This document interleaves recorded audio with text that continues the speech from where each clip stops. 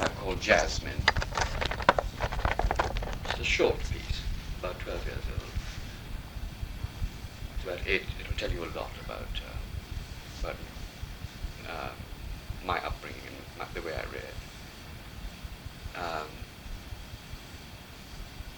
And then the thing you asked about when we last met, about the progression, I think you should read Mr. Biswas because it's not a, Dickensian is a kind of, well, it's an odd word to use, but because it is the great bridge.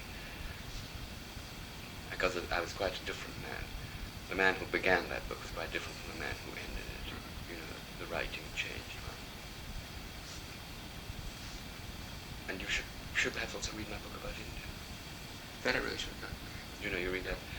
I hope I hope that these things would amuse you. I hope they would read them for the laughs. Actually, I really what I would want to do is read all of your books, but it's just I mean, I will eventually. I think the area is very funny. I think it'll give you a good time. I think you can really read it for pleasure. One does. It is possible. You just might read. The Mimic Men I just started to read on the train coming. Maybe difficult for you. Is it difficult for you? Not so far. No. Very very easy to get into. Yes, it's very strange. It's a very ambitious book. I've stuck with it for about a year. And there was an American publisher who wanted to publish my work, and before the book was finished, made an offer for it. And I said to him, he spoke to me on the telephone, I said to him, I don't think you should do that. I think that you should read the book before you make the offer. He read the book, and I think he said, this isn't a book. And withdrew the offer. This isn't a book. And he said that his own editor read it and said it isn't a book, so what can you do? It isn't a book. I think it's because people have their own expectation of what you should write, But if you had to point to what you consider of your books the important ones, you would go from Mr. Biswas to Mimic Men, the India book. The India book, I would certainly, yes. Biswas certainly, yes. The last two tell very, very good. In a Free State and Good Well, because those two I read, so. Yes. Then there is a book which I think that I haven't really recovered from the lack of reception for The Loss of El Dorado. I think there are certain disappointments that one never really mark one,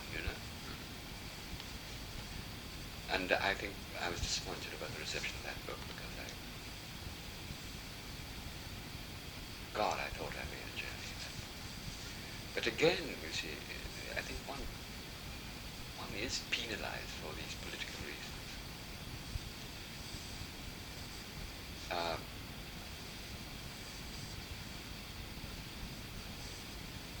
To me, it is such a marvelous story, the discovery of a little place in the New World, the way the first explorers looked at it, the medieval attitude, the Spaniards to travel with golden cities, then the dereliction, and then the British concern about revolution in South America, very modern, wishing to start one off for their own reasons, and at the same time establishing the slave society. Then very quickly winding up the slave society and just letting it become a kind of Calypso island, which we now have, which is the growth of the creation of a kind of nullity in the world, I thought the theme so immense. I gave it so much. It was one of the most exhausting books ever. I think it probably was the most exhausting book ever. And there's no response. Time magazine said it's one of the 10 best non-fiction books or whatever. I think that resulted in about 200 copies being returned.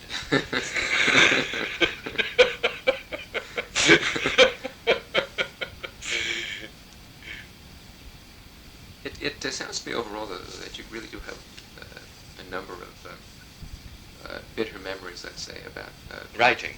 about writing, about receptions that, Oh, yes, that weren't yes. fulfilled, even, I suppose, money is not paid and so on. I mean, that in terms of not having the attention, let's say. No, but I will never get that. You'll never get that. I will never get that because my constituency will always be small. The It's writers who get the attention they deserve are people who belong to recognized societies and cultures and countries. Um, but because that keeps you warm. That is what keeps your work alive and going. But if you don't have a constituency, how on earth can you get the attention? And a lot of my trouble and a lot of my disappointment is due to the fact that I thought that writing would make its way, but it doesn't, you see. Writing, there are other things that are needed as well. You need a kind of political backing. do you consider yourself stateless still? I mean, in exile even now, would you say? No, these are very grand words. I think exile is a grand word. I just consider myself someone like this, living in a cottage here and feeling that I'm here for a short time. That I don't think of it in any other way. I can't. One has so little time left. I don't want to dramatize myself. Well, that's what I was thinking of other writers who might not have a constituency that you could define. Nabokov, for instance. I mean, what is his constituency? I mean, Russia, America. I mean, well, they're two big constituencies. Well, but does he have either really? But they're too big. Yes, he does have. He does have both. He does have them both. They're very big. I mean, Russia is a big subject, and if you have what should we say? A writer who, from the point of view of literary merit, is as I don't want to run anybody down. Should we say someone who is someone like Solzhenitsyn? His enormous subject. Makes up for whatever he might lack in the other way. Writing talent. Yeah, I would say that the CIA alone would ensure Solzhenitsyn the most enormous circulation. Look at the way the American organizations beat the drum for a terrible German called Gunter Grass. There was a time when all the American agencies spread the word that it wasn't good and evil that was the big subject in our world. The big subject in our world was the Berlin Wall. That's the only subject worth writing about. This was going to replace the raft and the river. And all these hacks, who die for the American fellowships and universities. There's so many of them all over the world. They all took up this theme of the Berlin Wall and Gunter Grass, Now it's all faded away, grass is faded away with it. But but no one will ever do that. There's no, I don't have that kind of, my work is not that important. It doesn't link to, I think the subjects are very important. Because I think that, there's a whole great change overcoming our world. But I don't think, would you have some fruit? The apples are lovely. They look very boring, but they're very nice. I like apples. Right.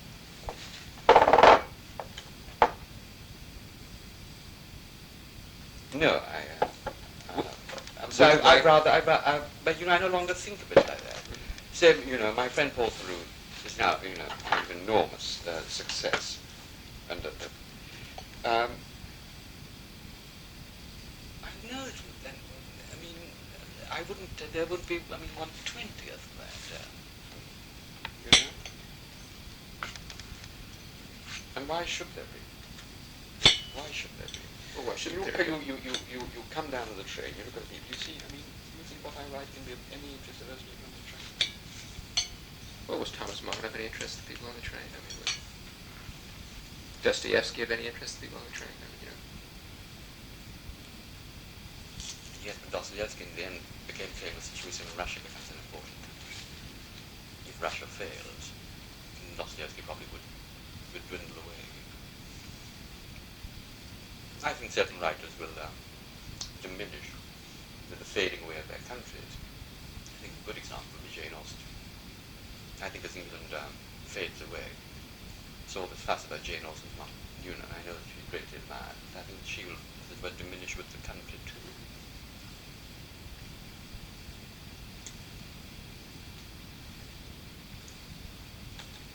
But I'm not, I'm recording a disappointment. I'm saying that is a very wounding one. Yeah. When I say wounding, I think it was wounding.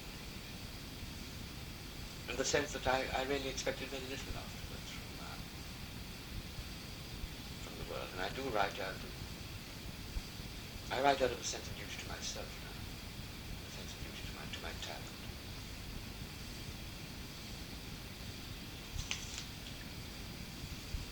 Which I'm able to assess.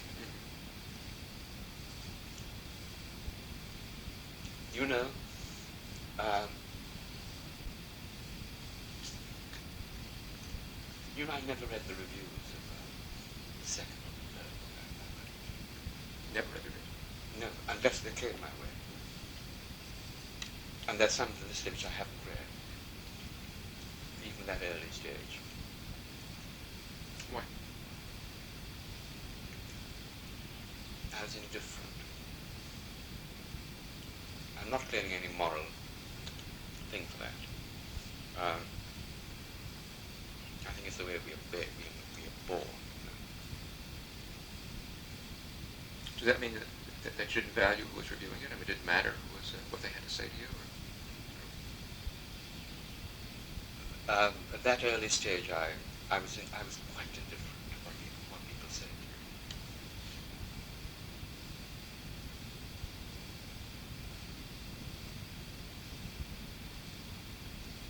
And there came a stage when I was concerned. You follow?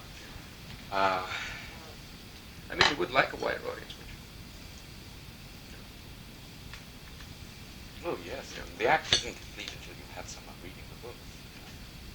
I mean, I just want to write for myself.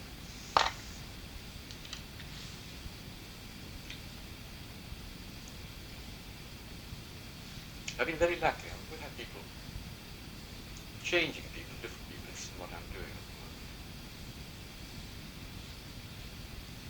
But nothing is permanent, everything changes. One thing that was interesting was to read your preface to your father's book of stories, which I did get a copy of, and I started reading some of the stories. Yes. But the fact that, in a sense, he was writing for himself. I mean, that it was a... Yes, that was marvelous. When it was first published, it was marvelous. That was marvelous. Minuscule publication. Yes.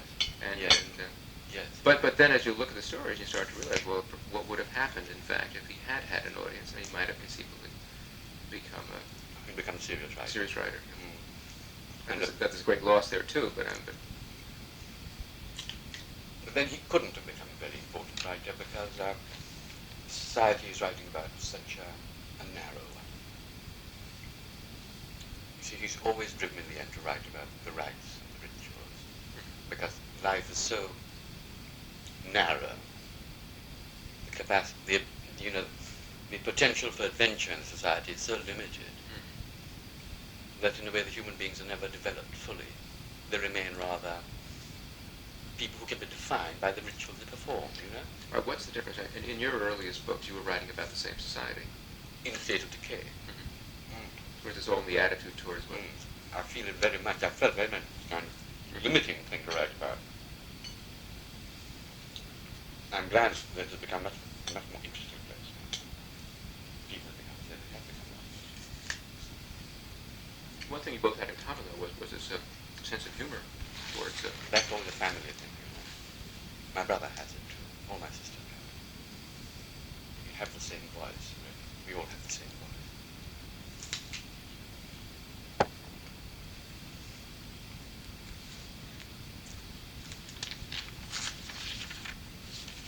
I think we're all humorous.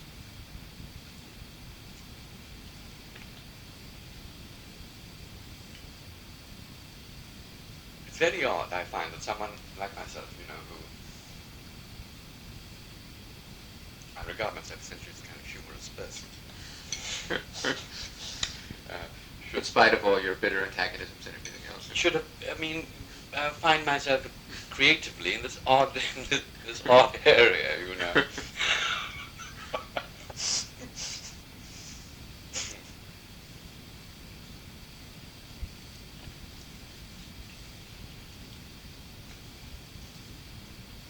very lucky in other ways.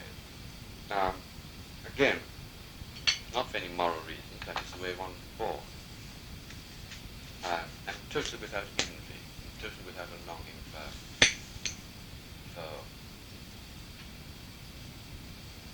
material things. You know, it's very odd.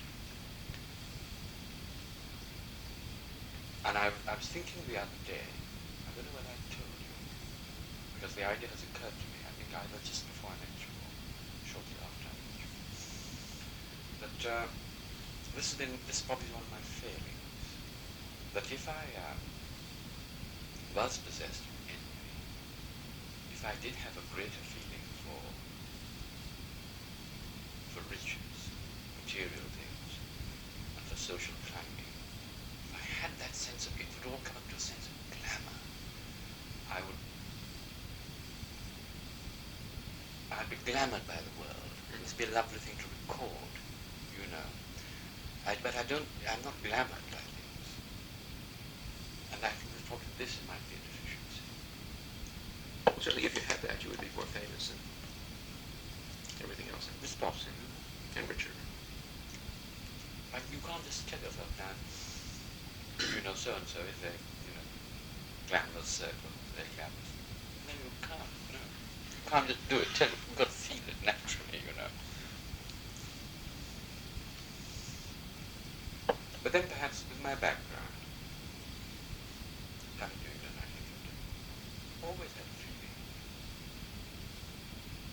I always knew that my own society, my own religion, my own ancestral country was in a state of decay. So I faced this very early on. And so I always had the sense of England that I was in a decaying country. From the day I arrived, I knew that I was in a decaying country. And when I remember when I was very young and, you know, got with some people, I saw them reading this, books and cards.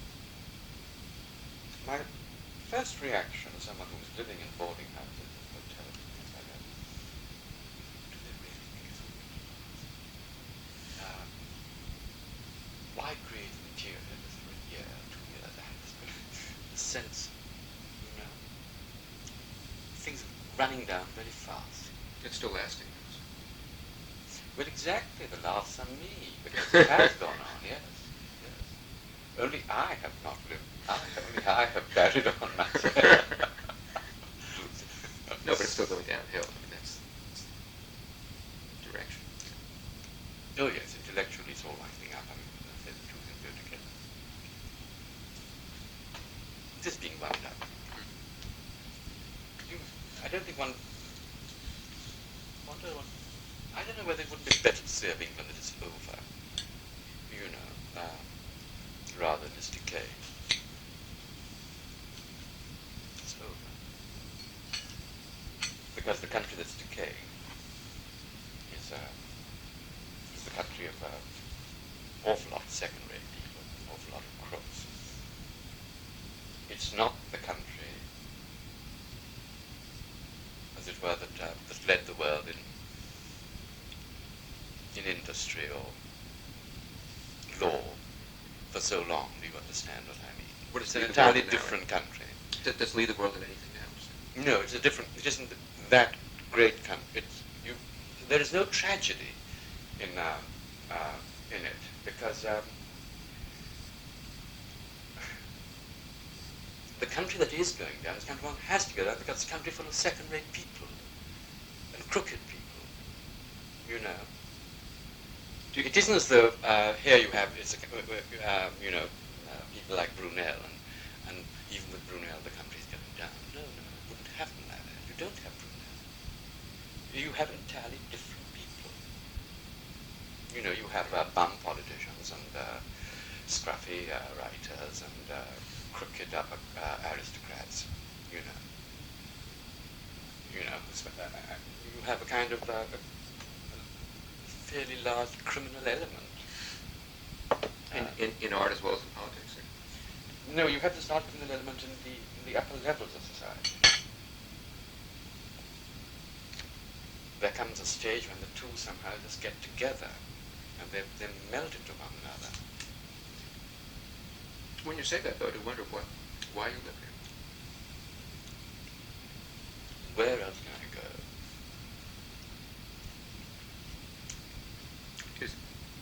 Is there a first-rate country with that? I'm footloose. I spend a lot of my time in other places. In fact, I've been here for an unusually long time this time. I've been here for 6 or 7 months. Sounds like I'm doing some work. Otherwise, I should have been away.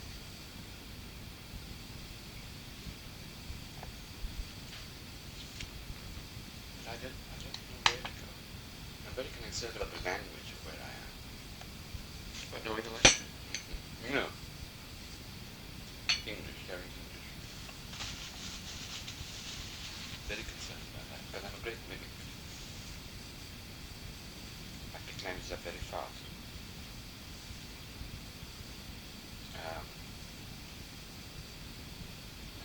They start getting corrupted very easily in foreign countries. If you are like that, you go to Argentina, there's signs saying "non service" su derecha. That's if it's that, which means keep to the right. The words are so different. Conserve. And if you stay long enough, you lose that word.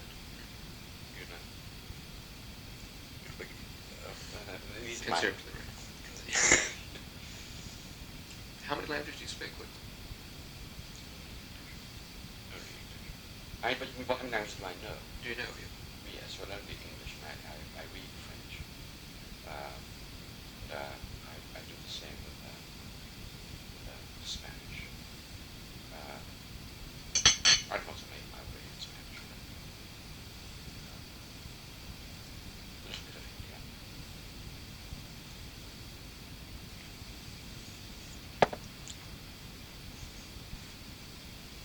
This time I spoke French very well. That was many years. You wouldn't want to live in France? No.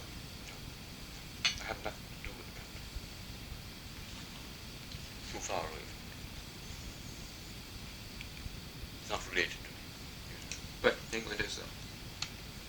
But after all these years, it has become. I was really puzzling over your statements about Oxford, saying that was one of the great mistakes of your life. And It didn't make any sense. I don't talk very clearly about it. It wasn't quite clear. Obviously, what you meant was it was a completely terrible education, or not. I wouldn't call it an education.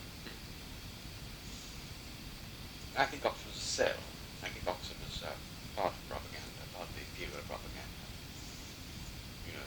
Wonderful university. In fact, it wasn't wonderful. It was a second-rate place. To backtrack a second, then, before you came to England, then, did you at all have a vision, a dream of England being a place where, in fact, you would be able to grow and be educated and expand yourself and so on? Was it? Yes.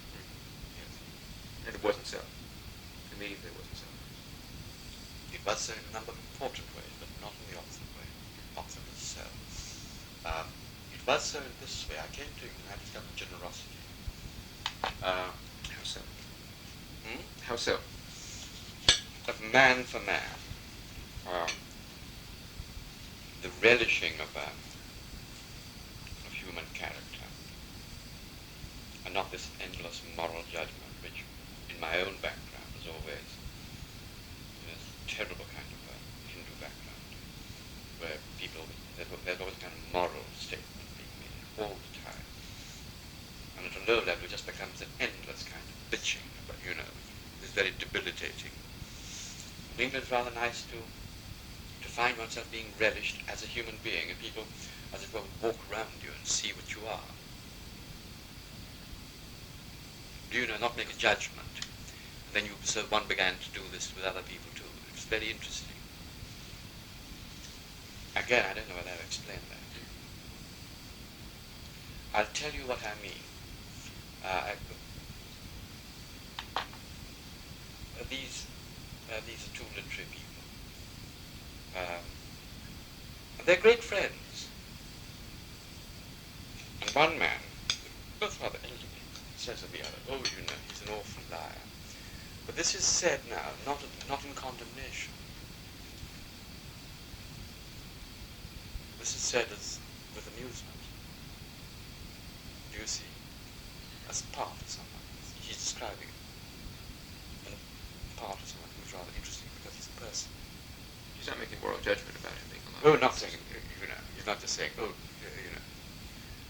fact the man is alive is just part of his personality, and one of the things you have to study about him and be amused by, So I learned about that kind of, that, as it were, understanding of human personality. Does that mean that you like the English more than you like England? I mean, is there a separation? I mean, in your day-to-day, man-to-man dealings, you don't have the same feelings. I don't know whether one can make that distinction, really. I don't know whether I can make it between, I don't know, the bad thing in the country. So, no, I think this is the most important thing I found. I don't know whether I can explain it. This relation of human beings. In second-rate societies, if you go to a place like Argentina, if you go to a place like India, you find that people have no standards of excellence. And they're therefore unable to judge people. And so, to be on the safe side, they always run people down.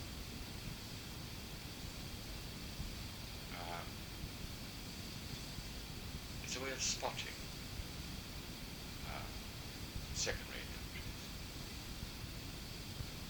where people are incapable of exercising generosity, where incapable of judging, have no standards of excellence, and just endlessly run down.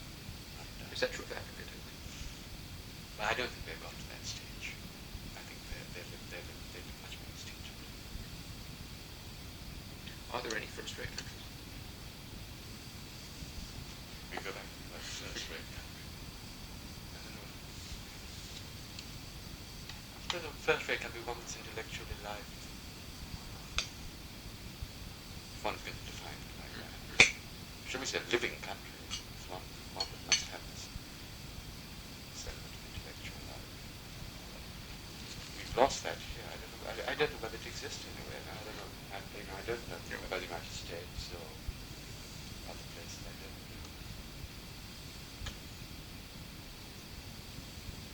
Is any of this making sense?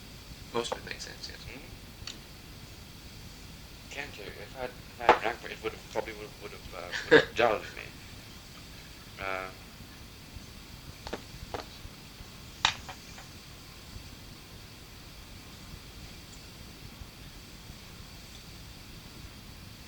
But I think perhaps you are livelier in the United States. I think that,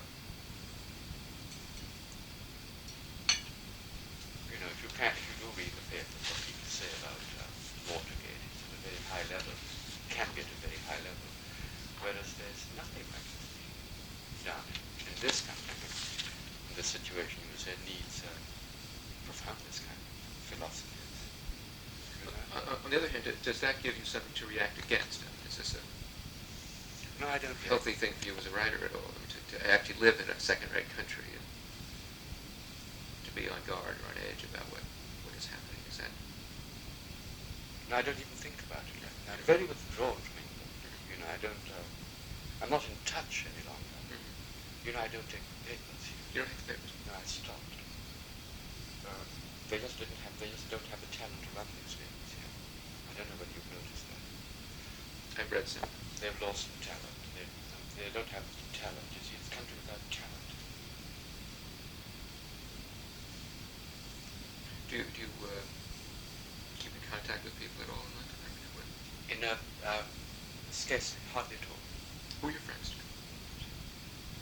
I used to know a few people, but these relationships have all withered away. Probably see about 2 or 3 of them.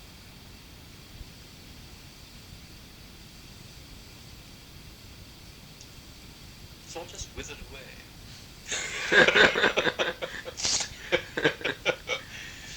There's a time when I used to go to dinner 3 or 4 times a week. Enjoyed it. All that's gone away. Through your own efforts, would you say? I think a number of things. People's lives alter, everybody's lives alter. there's no conscious choice, I'm going to stop this. These things just fade away. Would you like some cheddar? Okay. And now this is very bad. This is what the lady brought for me from England. This is the nice cheddar. And I think you'll find it very good. That's the rubbish, which I'm afraid, this is without a rind. You can see the differences in the texture. Well, by all means, I'll try the... Try the genuine one. Here, let me get you. I'll get you a knife. We'll make it easier for you. So the rind has to come.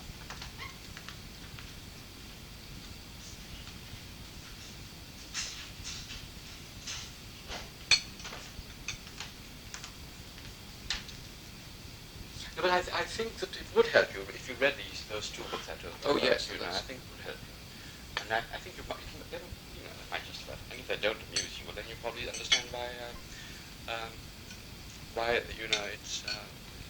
it's gone the way it's gone. But I mustn't complain.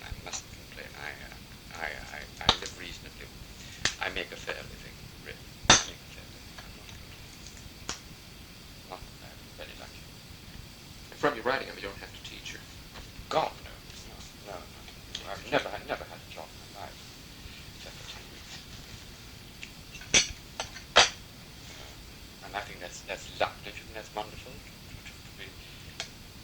To as it were, taking oneself almost to the end of one's life and not having to do terrible things like working with other people.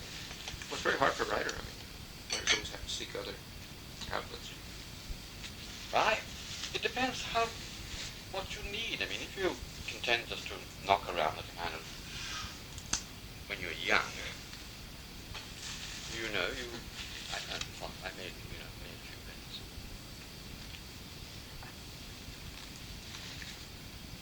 How long have you been married? 21.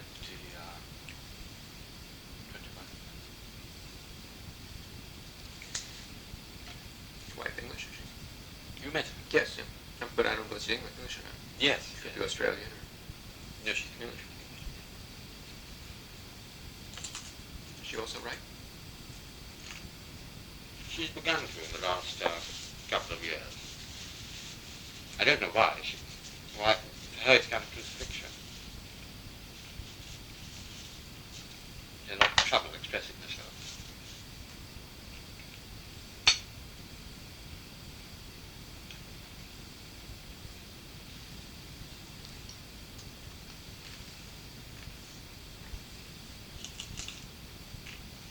Did you meet Pinter? Not yet.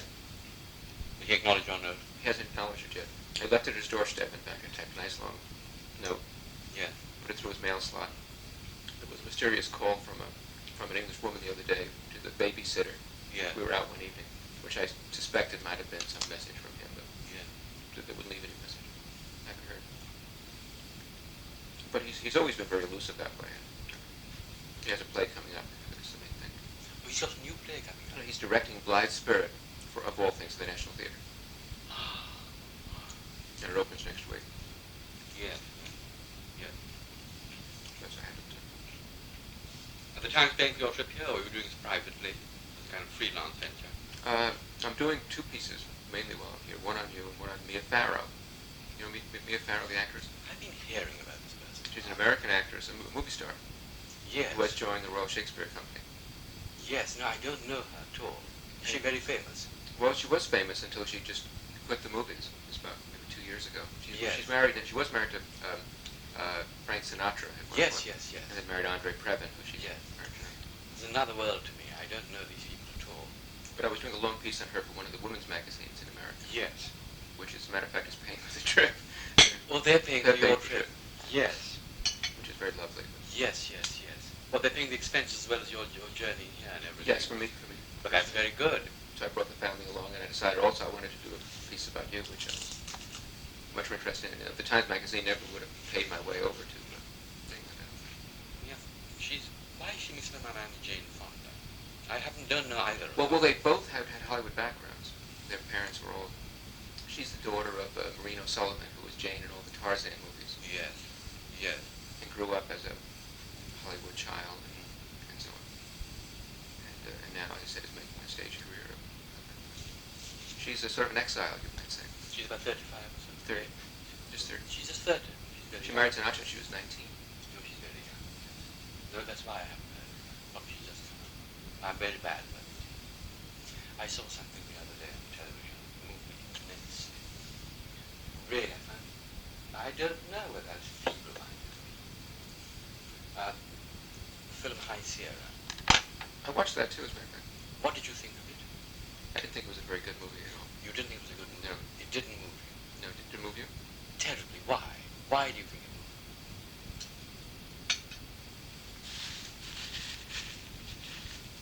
You think I was just being feeble-minded? No, let me just say.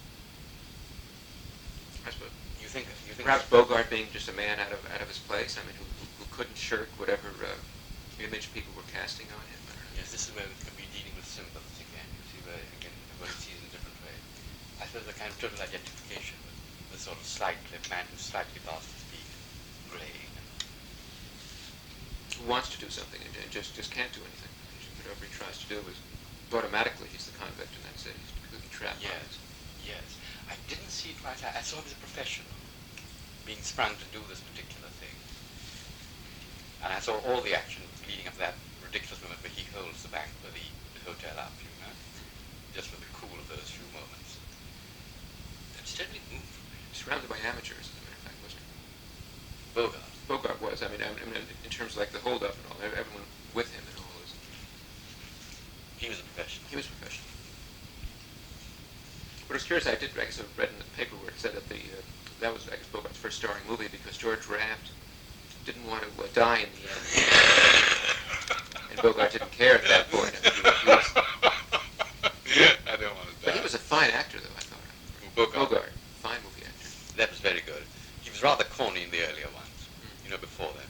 The Petrified Forest and things like that. Well, we didn't see, in fact, there were two in a row that we watched. I don't know why we came up with the theater, but it was High Sierra and it was the other one that was on.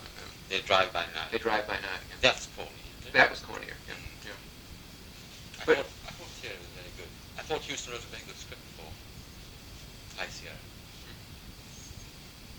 It's just that it seemed to me that it all really led, as a movie, it led to the shootout, and that was the exciting moment. The rest of it was sort of like just, you know, that they really weren't interested in characters so much. A lot of it came through because the performances were very good, but then that it really was an action movie and was going to lead to that. Yes, but then there's so many dog going up to the, you know. Yeah, but what about the lovely thing about the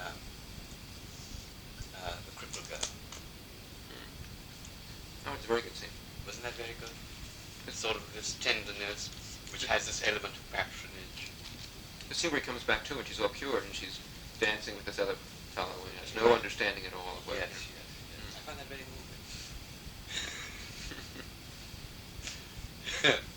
I was terribly moved by it.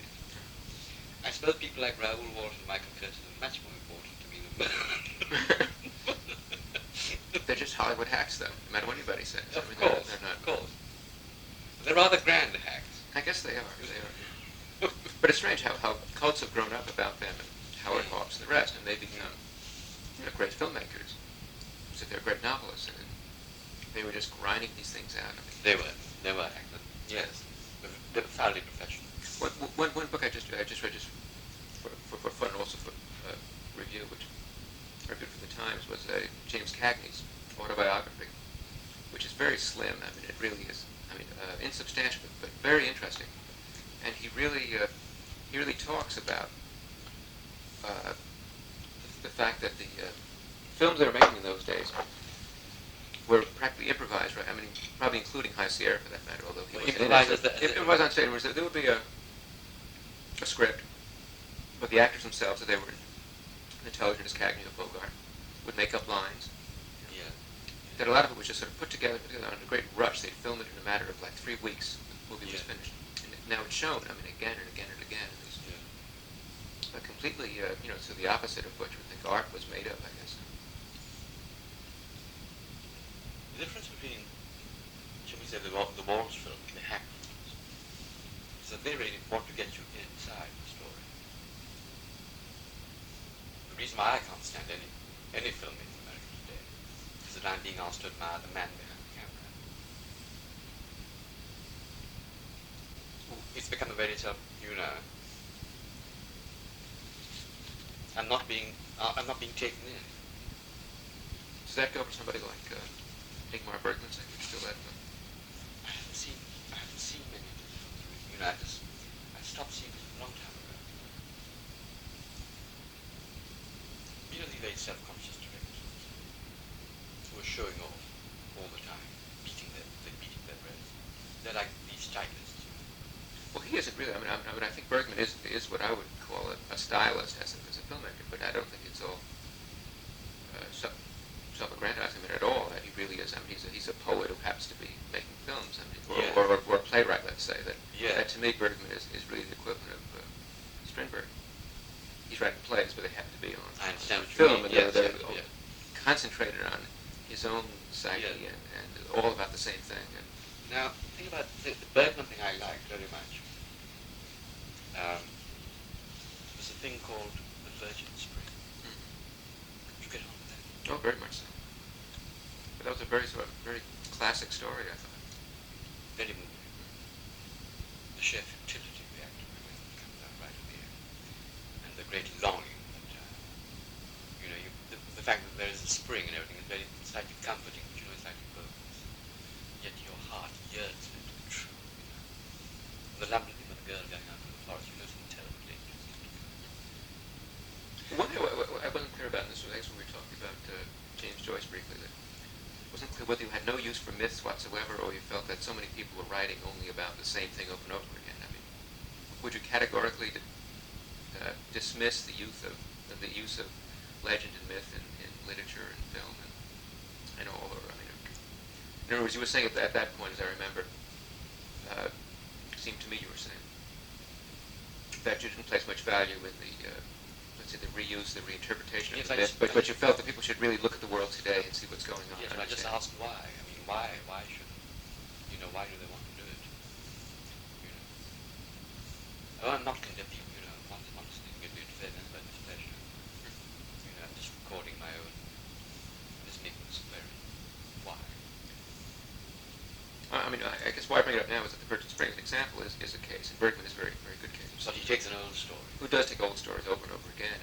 But he tells an old story in an old way.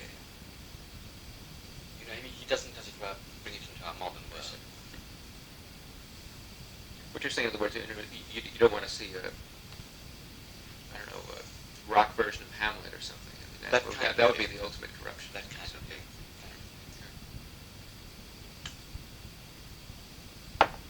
I'll make you some coffee.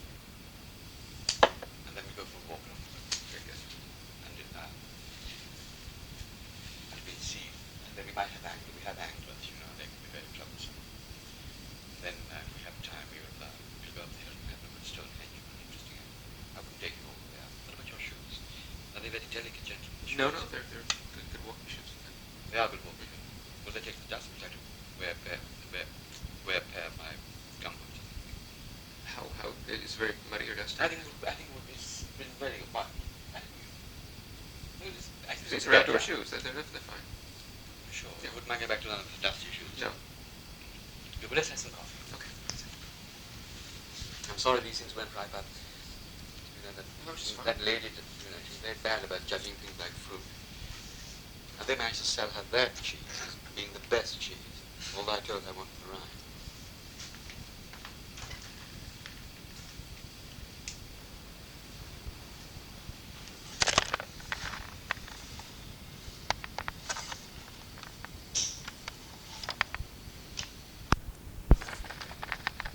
I'm away on my vacation for 9 months. So I have to live, and I have been living all my life down in a camp. I should say you don't have pictures hanging. You have them leaning over. No, they're not my pictures. Those are done by Emma Templeton. He came.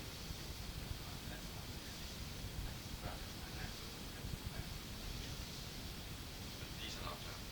These are really the things I've there are some cartoons I collect. But all my paintings are. I collect Indian paintings. They're all in the warehouse in London, is it? I had some in the warehouse, and I've got a lot of them being framed. I must say this process seems to be going on for months. When I telephone, the man says they're in the guillotine room or the guillotine room or whatever.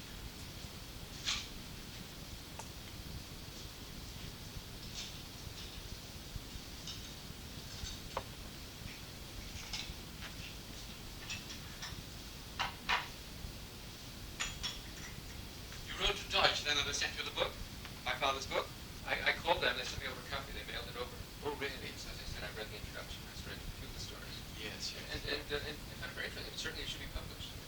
I'm glad you think so. Glad you think so. Now, I don't intend to read a single review of that book. You know.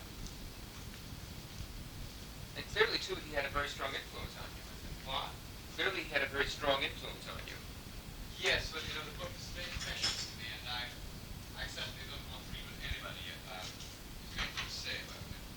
I know what I think about it, and you know, that's where it is. As far as I'm concerned.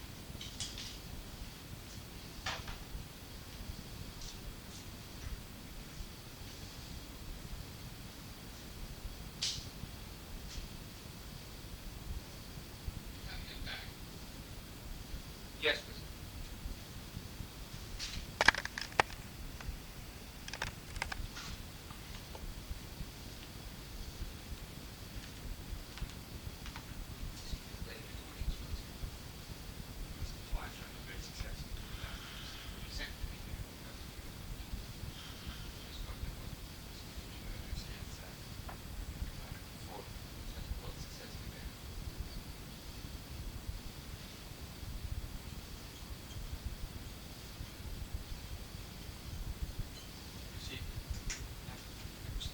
Well, you don't know her. Don't know her at all. No. In fact, I haven't read her. Although I've seen or read every single thing that Pincher's ever. Yes. You admire Pinter a great deal. Yes, I do. That's. I haven't liked all of his plays. I'm categorically, I can't say that. But that's.